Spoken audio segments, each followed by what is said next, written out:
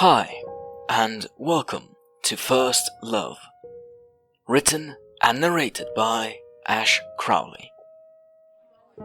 It's a strange thing, life. People bring us into it by no means of our own, yet those who wish life upon us only mean the best. Sadly, their best seldom leaves us hollow, fruitless, and hopeless. Children are fickle and require the perfect balance. If you give a child too much attention, they become needy. Give them too little, and you doom them to the same fate. If you give a child too much, you spoil them. Give them too little, and they mature to be aimless. If you strive to be too strict, your child grows up guilt-ridden and anxious. Relent, and they end up maladapted. As such, I believe life to be unabashed and imperfect, with some caveats. The only end and absolute is death, with all other conclusions up to your own making. Sometimes, however, life throws a storm of such caliber that you're unsure how to proceed. Sadly, that's where I find myself, I mumbled, grasping the hand holding mine.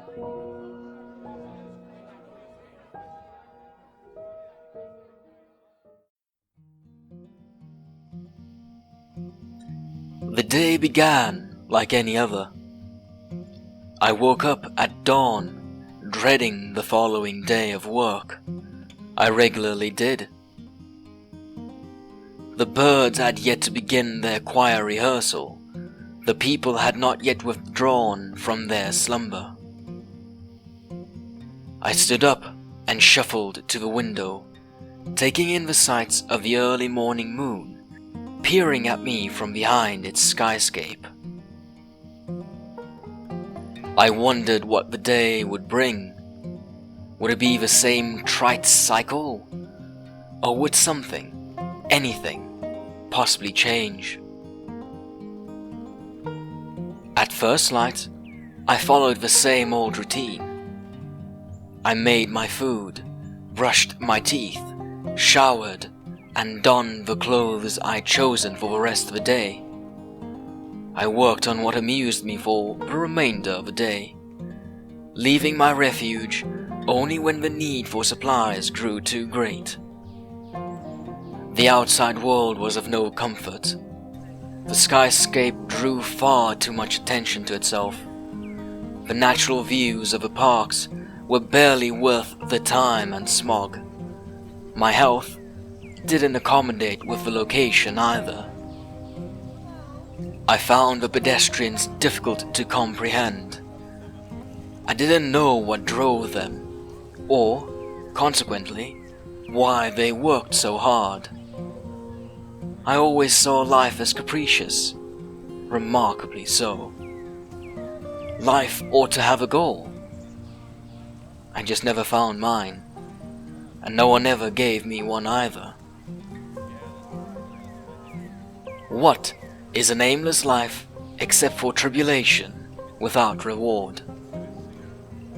I sped across the concrete tiles to the nearby shop, only to be momentarily stopped in my tracks by someone who seemed to be out of place. A girl. The music in my ears stopped.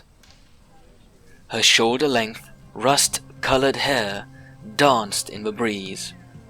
Her chestnut eyes darted back and forth between the small screen and those around her. I slowed my walk, eyeing the stranger. She was short, petite, and well-clothed. Do I risk it? Do I risk walking up to the woman in question? All it takes is 20 seconds of courage, I grumbled, sauntering towards her. Her eyes met mine, and we gazed at each other, the distance rapidly closing between us. I smiled, and she smiled. "Hello," I said. "Fancy meeting you here?" She laughed a soft laugh. "Hello."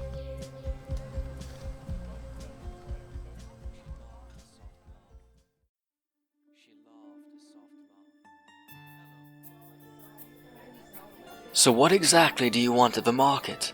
I asked the petite figure walking next to me. "I don't know," she said, momentarily stopping to mull over the decision.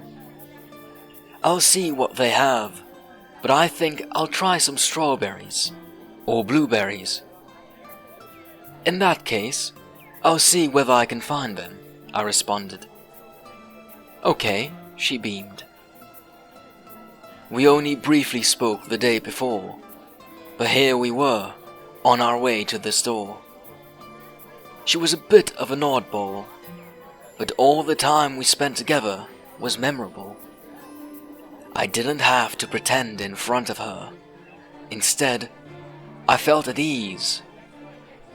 I acted like the goof I was, not because of some unspoken obligation, but rather out of a genuine desire. Perhaps I found someone who could bridge the gap. We heard the familiar echo of a hodgepodge of people gathered in the building. We continued our conversation while trying to find the elusive berries. We spent more than a few minutes trying to locate the damnable fruit, only to have it pointed out that we had missed them. "I can't believe we walked past it 4 times, I grumbled. "Unbelievable, right?" she laughed. "Who would have thought? We're lucky we asked." "Well, I'm happy that this time wasn't wasted. Shall we go and pay?" "My treat," I offered. She nodded enthusiastically and joyfully strolled to the checkout. Her pace left me, ever so slightly, behind. How could she liven up such a mundane task?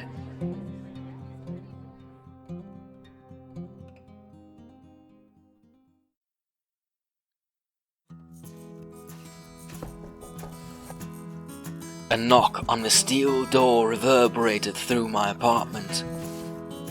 I rushed to finish polishing the apartment and my attire. I had a special guest tonight. Work was harrowing, but I still wished to make a favorable impression on her. I chose 2 movies for the night. One was one of my favorite horrors, which she grudgingly relented to watch, and 2 was a movie of her choice. I briskly walked to the apartment door and opened it. Her face showed her fatigue, but also some optimism.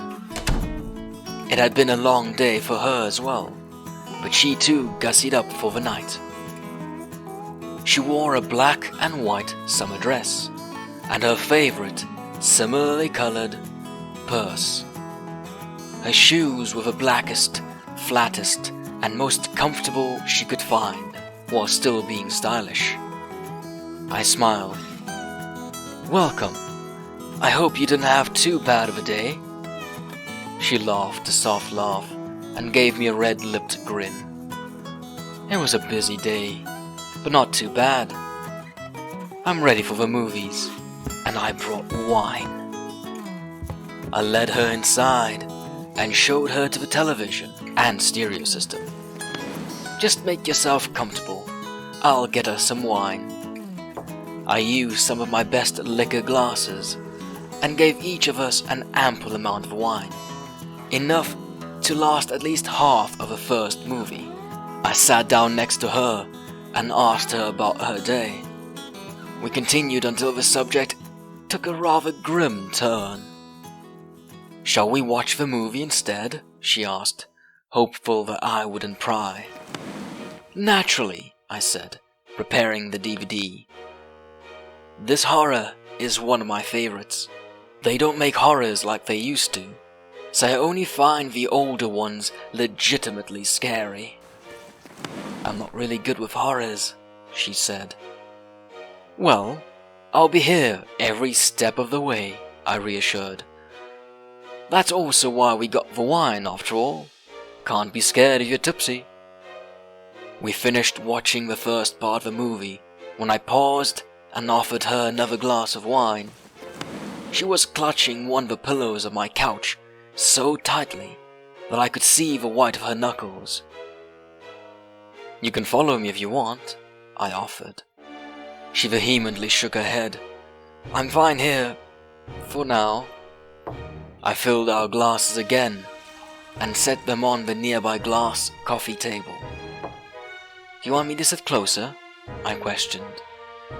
She nodded, placing the pillow she held to the side.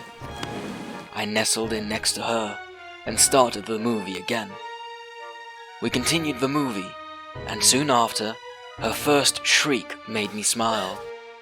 She grabbed hold of my arm with her vice grip and buried her face within the small cavity visible behind my back. She frequently hid behind me and often peeked at the television in fright. Every time she did, I smiled. No acting, no heart-rending stress, just bliss and tranquility. She always calmed my heart, and sooner than I'd care to admit, I knew I was in love.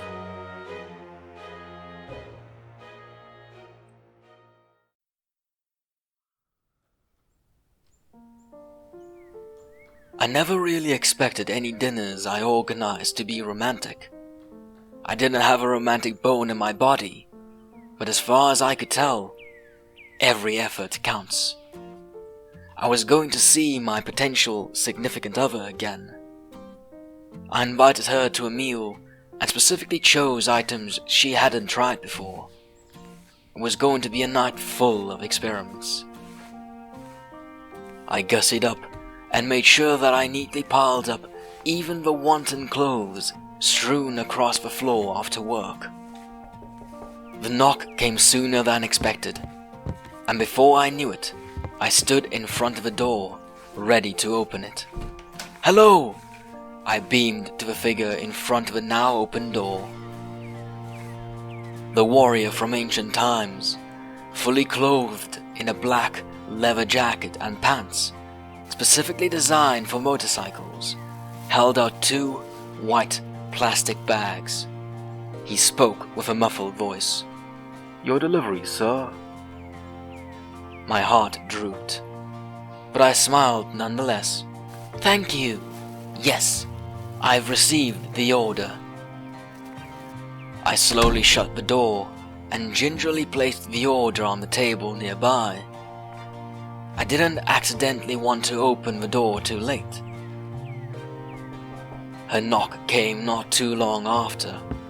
I rushed to open the door and saw her patiently waiting for me. She smiled at the sight and immediately rushed inside. Unexpectedly, we both prepared rather casual clothes, I said, a small grin on my lips. Yes, I wore something slightly fancy, but not too showy, she beamed. I was too tired. I gave a rather sedated laugh and took her to a chair, making sure she was comfortable before fetching the food. We sat down at the table. I made sure to dish out some of the more experimental foods to both of us. Apologies for the dinner. I originally planned something a little bit more elaborate, but sadly, irregular work hours, I gestured. She smiled. Don't worry, we both know each other's schedule. I always hit the ground running, and you're much the same. We had a somewhat pleasant dinner, and soon sat in front of the television again. This time, the more family-oriented movie. I sat down somewhat further away, only for her to meet me with a slight stare. I moved closer. She enveloped me with both her arms, resting her head on my shoulder, and focusing on the movie restlessly playing in the background. I took her hand in mine and worked up for courage. Hey, I know this might seem strange, but I'd like to ask you nonetheless. She grunted softly as a slight response. I continued. I really like you. Would you be open to being my girlfriend? I felt her smile. I thought I already was. I beamed in return, only to feel a wave of relaxation hit me. We both fell asleep in each other's arms.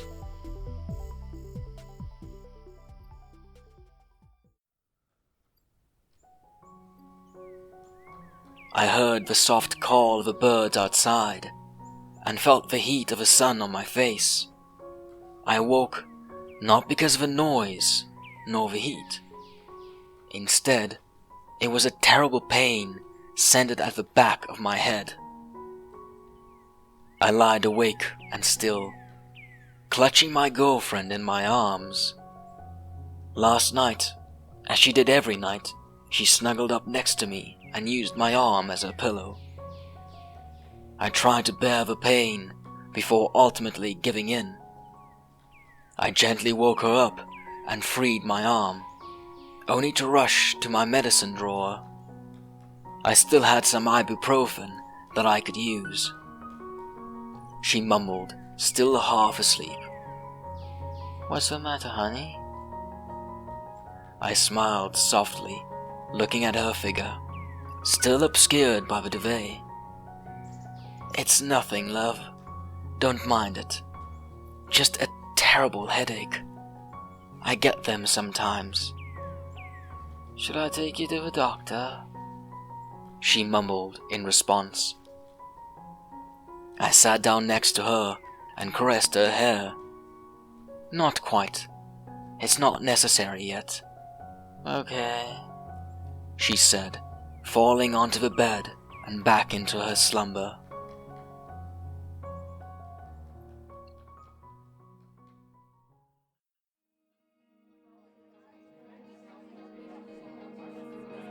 We entered the doctor's office, hand in hand, eyeing the doctor every step of the way. I held her hand tightly.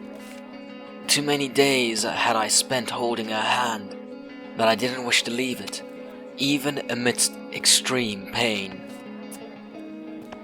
The doctor, still sitting down, eyed me. Did you get the results of the X-ray? I nodded, not speaking in return. I handed the blurry figure the scans and rested in the provided chair. He rustled with the envelope and held it up against the light. A small, imperceptible change flashed over his face. He affixed it to the nearby wall lamp and turned to face us once more. What's the matter with him? I heard her ask. The doctor gave a heavy sigh in return. It's never easy giving this kind of news. The office was silent. Doctor? What's the matter? She inquired again. He glanced at me.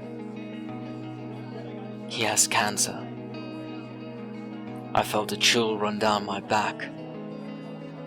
I peered at him, my eyes half shut in anguish.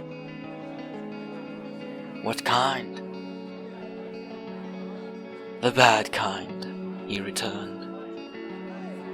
She wanted to let go of my hand, to talk more with the doctor, but I didn't relent. I didn't hear much of what she said, or what the doctor said for that matter. Sometimes, life throws a storm of such caliber that you are unsure how to proceed. Luckily, I found a cellmate, a boatmate, and a soulmate.